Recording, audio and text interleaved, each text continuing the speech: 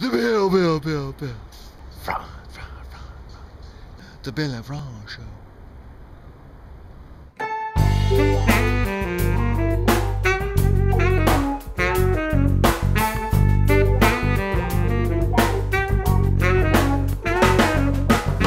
Hey, welcome back to the show. Dude, what's on your mind, man? Well, you knew this week Ray Bradbury, the author, died. He's best known for Fahrenheit 451, which I personally never read. Right, okay. But I did read The Martian Chronicles. The Martian Chronicles, right, which is a good book and a good movie, or TV movie sort of thing. Okay. Very unique book, I would say. He also read, books that I've read are Dandelion Wine, which is not science fiction. Ray Bradbury wrote many different types of books. I knew him for his horror story, Something Wicked This Way Comes. That story opened me up to Ray Bradbury. And we're definitely going to be praying for his family. You know, the world has lost a great author. But he lived a life, he lived a great, long life. So we'll be praying for his family. That's cool. When I think of Ray Bradbury, I think of the fact that, you know, he peaked sort of in the middle of the 20th century. Right. And he sort of had that Midwestern, you know, almost Norman Rockwell Americana vibe going. Right. And which is really portrayed well in Dandelion Wine. But even that was sort of, in Martian Chronicles, there's a couple scenes where the astronauts arrive on Mars, and when they get there, it's like their hometown, and they're like, what the hell? It's really weird stuff. But and then even Something Wicked This Way Comes. Yeah. That has that same Americana Midwest vibe, but it's a horror story. Right.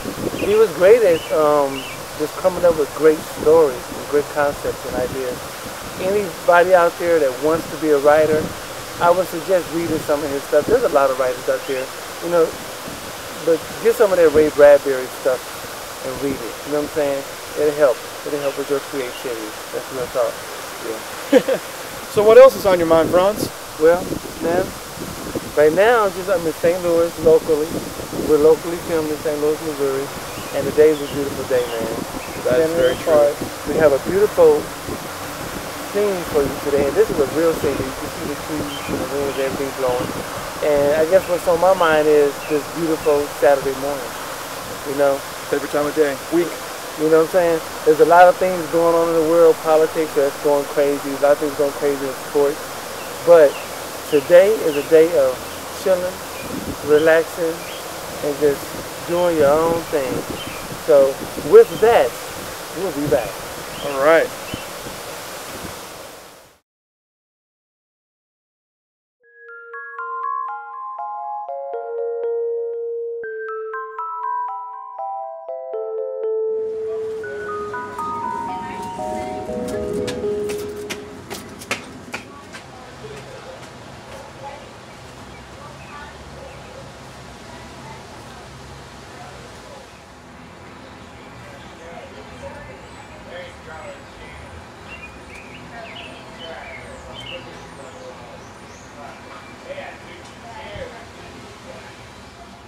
God, I was tripping. I knew you'd come back. It's okay. I knew you'd run too. I'm sorry, Lord. I'm sorry. I didn't know you really existed. Do I? You do, right? Indeed. I don't mind you calling me Lord. Lord, I've been going through hell. What is your hell? Money, cash, loot, De Niro, Luciano. You are not alone. Not alone. Lord, did I cause this on myself?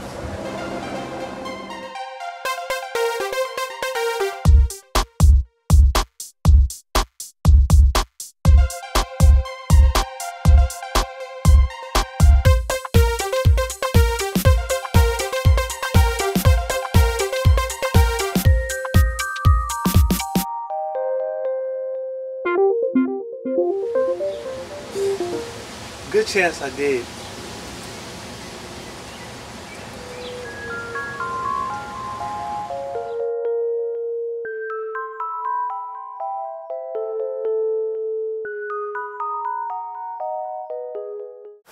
Hey, welcome back to the Bill and Frantz Show. Frantz, what's on your mind now? Well, man, I've been thinking about Syria, man. And the violence hasn't stopped.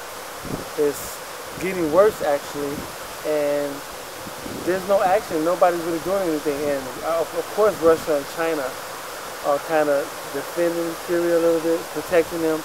And I guess my question is, should we arm the rebels, man, after this major massacre?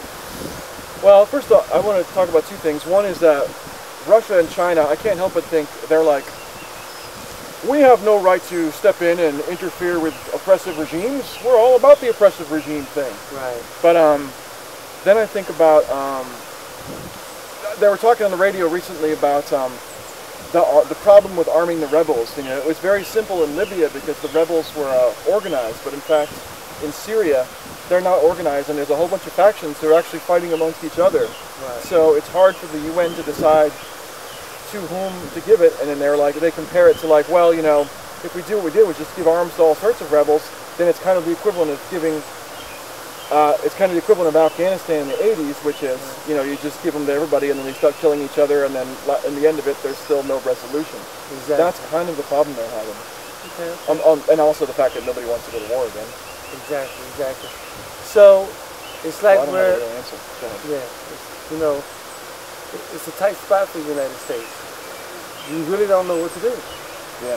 I mean, because this is one of those situations that everybody says there's a solution for everything. Sometimes there's not. Sometimes there's no solution. Yeah, I wish there was an easier solution, but I mean, yeah, it's the fact that the rebels aren't organized, and the fact that the UN is not united, which is what the U stands for. Right. I don't know. I mean, everyone feels really bad for those people, but I don't know. I don't know what to do.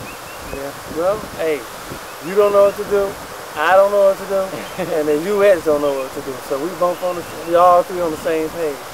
You know, a whole lot of nothing. A whole lot of nothing. But check this out. Yesterday, Prometheus came out in the theaters. Now, Prometheus is supposed to be the prequel to Aliens, and I happen to like the Alien series. That's Ridley Scott, right? Yes, Ridley Scott. Yes. So I haven't checked the movie out, but I'm going to check the movie out. Right. But prior to checking out the movie, we're going to talk about the movie. What do you think? Well, having not seen it, I have really strong opinions. Strong opinions? Oh, it looks pretty in a dark, evil sense. Right. But the ship looks cool. I know we were talking last night about the fact that it's in our local theater, the High Point. They're showing it, but it's going to be in 3D. And I was cool on 3D for a while. Right. But the last time I saw a movie in 3D, which was a couple weeks ago, I'm beginning to think it subtracts from the cinematic experience. Right. You know what? It's cool. 3D is cool, but not every movie. Everybody don't want to watch the movie in 3D, okay? And it's cool for those, for those who want to. But, Yeah. I think the only time 3D makes sense is actually animation. But thank goodness they got 2D, and we can see it in 2D. But I guess we have to find a theater that plays it in 2D. And you know what? The Bill and Frantz Show is in 2D. Exactly. Okay. But, man, I'm ready for the show because I love the whole Alien series thing, man. I really love it. Some movies are better than others, of course. We know that. That just happens when you make a lot of the same movies. But overall, it was a good movie, a good set. Absolutely. Hopefully Prometheus will give it some justice, you know what I'm saying? Just give you the overall story. Now you know the missing element is found with the story and how it began. So I'm excited. I guess you can see I'm excited because I'm all detailed and talking all artistic and everything. But yeah, I'm ready for it. And I feel a little something right in here. I feel a little something. Uh-oh. Well, it's been great, man. Absolutely. Rock on. The Bill and Frantz Show, y'all. We want y'all to stay tuned. We love that you keep in contact with the show. Watch the show and enjoy the show. God bless. Good night.